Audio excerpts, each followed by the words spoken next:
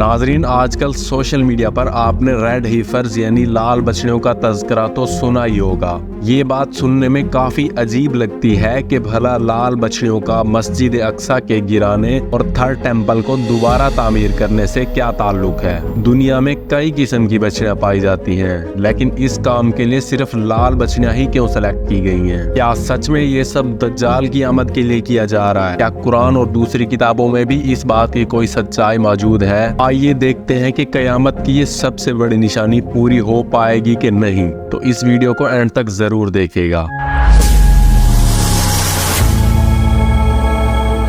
ناظرین، یہ ساری سازش مسجد اقصی کو گرانے کے لیے کی جا رہی ہے۔ وہ مسجد اقصی جو کہ تینوں مذاہب یعنی یہودیوں، عیسائیوں اور خاص کر مسلمانوں کے لیے بہت اہم اور مقدس جگہ ہے۔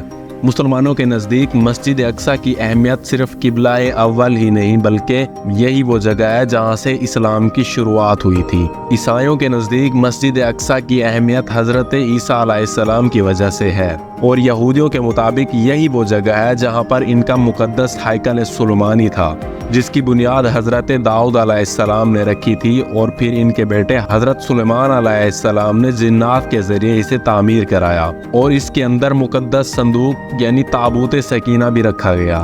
تاریخ میں 2 مرتبہ ہیکل سلیمانی پر حملہ کر کے اسے گرایا گیا، جو کہ پہلا حملہ بائبیلینز یعنی بادشاہ بخت نصر اور دوسرا حملہ رومی بادشاہ ٹائٹس نے کرایا۔ اس حملے کے بعد اچانک تابوت سکینہ بھی غائب ہو گیا، اور ہیکل سلیمانی کی صرف ایک دیوار رہ گئی جسے دیوار گریا کہتے ہیں، اور یہ دیوار آج بھی موجود ہے، اور یہودی اسی دیوار کو اپنا حرم مانتے ہیں اور اسی کے آگے اپنی عبادت کرتے ہیں۔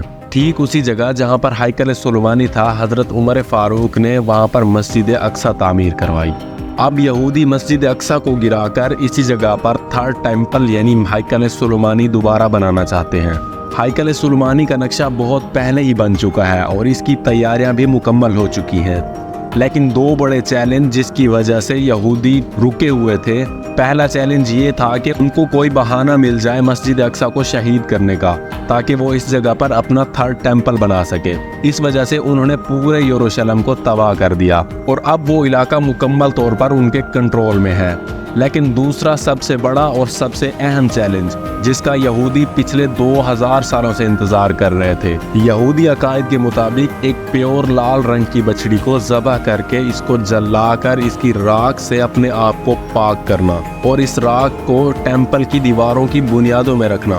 ناظرین، یہ قربانی یہودیوں کے مطابق سب سے عظیم قربانی ہے، اور اس قربانی کا ذکر انہیں تورات جیسی الہامی کتاب سے بھی ملتا ہے۔ ان بچڑیوں کی خاص بات یہ بھی ہونی چاہیے کہ ان کا منہ، ان کی آنکھیں، ان کے کھر، ایون ان کا ایک بال تک بھی کسی اور کلر کا نہیں ہونا چاہیے، اور ان کی عمر بھی پورے 3 سال ہی ہونی چاہیے۔ ایسا کر کے وہ ایک مرتبہ پھر ہیکل سلیمانی کو تعمیر کریں گے، اور ان کے مطابق ان کا مسیحا دجال اس دنیا میں آئے گا اور وہ پوری دنیا کو فتح کر لیں گے۔ اب سوال یہ اٹھتا ہے کہ اس طرح کی خاص بچڑیاں آخر کہاں سے ملیں گی؟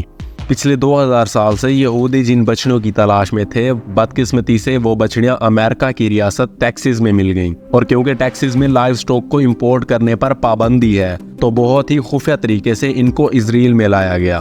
اور آپ کو حیرانی ہوگی کہ یہودیوں نے یہ 5 بچڑیاں 5 لاکھ میں خریدی ہیں، اور ان کے لیے ایک بڑی شرط یہ بھی تھی کہ ان کی عمر 3 سال ہونی چاہیے، اور 8 اپریل 2024 کو ان کی عمر 8 سال ہو جائے گی۔